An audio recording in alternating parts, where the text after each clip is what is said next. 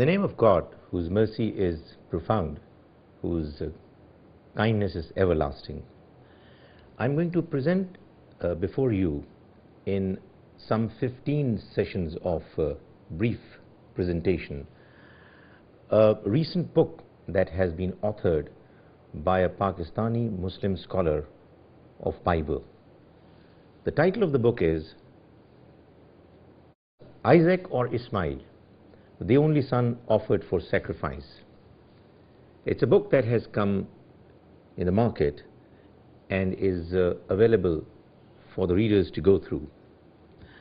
The reason why I would want to make a presentation on the contents of this book is this, that it touches upon an extremely important subject that would attract the attention of both Muslims on the one hand and Christians and Jews on the other. Indeed, we are living in a world of diversity. There are diverse religions, religious traditions, and almost all those traditions have a claim that they are presenting what the truth from God is. More particularly, the Jews, the Christians, and the Muslims are all making very strong claims that what they have is the truth from God.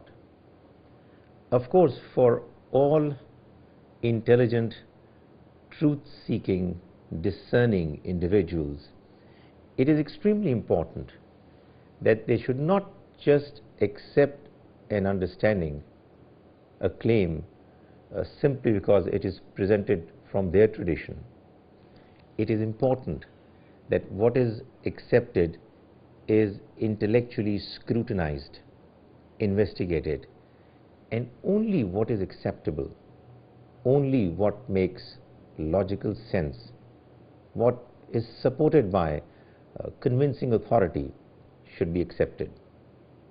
I know that it is easier said than done, but the fact of the matter is that if one was to follow a certain ideology because it is from God, the claim is that it is mentioning what our Creator expects from us, then it's extremely important that we should thoroughly investigate and not allow any external factors to influence our process of understanding.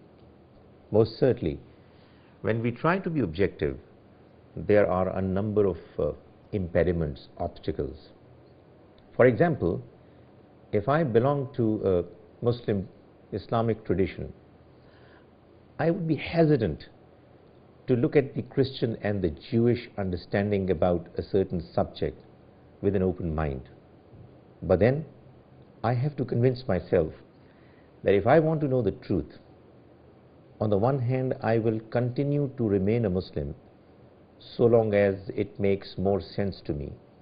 But on the other hand, I will also have to remain completely objective and open to all suggestions that are coming from the other side, from different religious perspectives.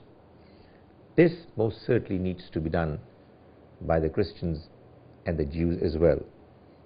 And it is in this spirit that we are presenting these brief presentations on the question of whether it was Isaac or Ismail who was the only son of Abraham sacrificed for the sake of God Almighty.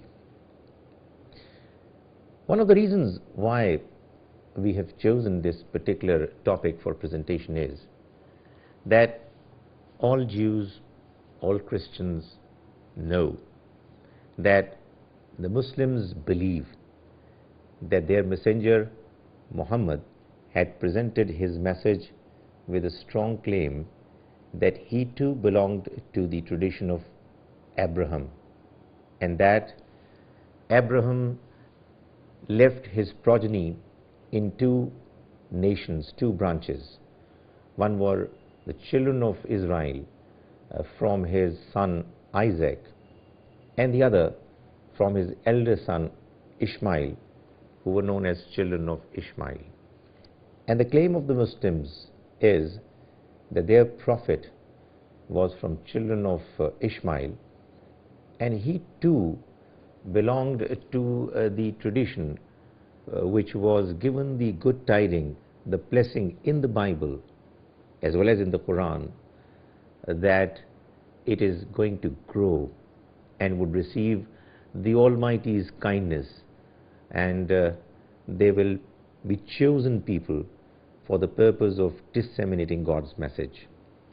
So, if a Christian or a Jew would want to learn more about Islam and would like to know whether the claim of Islam to be the true message of God is correct, of course it's extremely important that the individual should be convinced that the Quran and Prophet Muhammad, they belong to the same tradition which was the tradition of the children of Israel as well.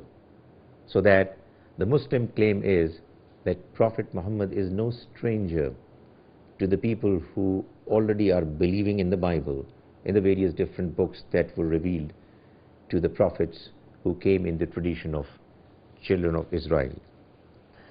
The significance of the question as to who that son was, about whom it is mentioned in the chapter 22 of the book of Genesis of the Bible, the Old Testament. The Almighty asked Abraham, the great prophet, that he should sacrifice his son, and that sacrifice would herald the beginning of an era when God Almighty is going to shower his blessings on the progeny of Abraham. It indeed was a great event, and indeed it is extremely important that it be established as to who that son was. Apparently, there is a mention in the Bible in a book of Genesis chapter 22 that the son who got sacrificed or who was offered for sacrifice was Isaac. But the author of this book, Isaac or Ismail, the only son offered for sacrifice, Mr. Abdus Sattar Ghauri, makes a very strong, emphatic and scholarly claim that it was instead Ismail who was the son that was sacrificed or offered for sacrifice by Abraham at the asking of behest of God Almighty. The nature of this work is such that Mr. Abdus Sattar Ghauri goes into the biblical sources, the scholars who have done research on Bible from the tradition of the Jews and the Christians, whose works have been utilized for the purpose of showing that if we make an earnest, objective analysis of what is presented in the Bible and in the various different books that have been written on the Bible, then although to begin with there are going to be certain difficulties in understanding, yet an honest researcher would come to the understanding and conclusion that the son who was sacrificed was Ismail and not Isaac, as has been erroneously mentioned just once in the Bible in the book of Genesis. Indeed, Mr. Abdul Sattar Ghauri is not the very first person who has researched on the subject.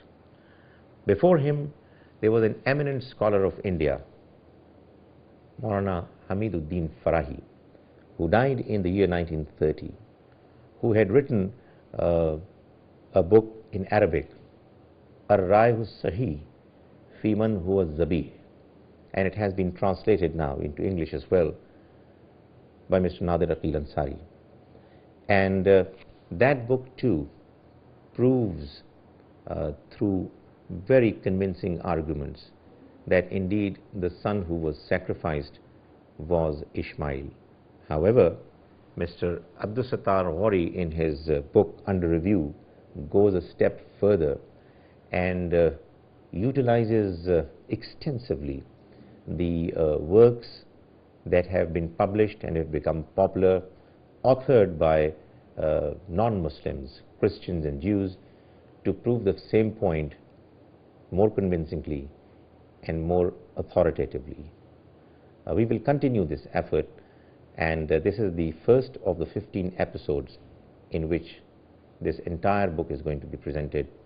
May God enable all of us to find what the truth is.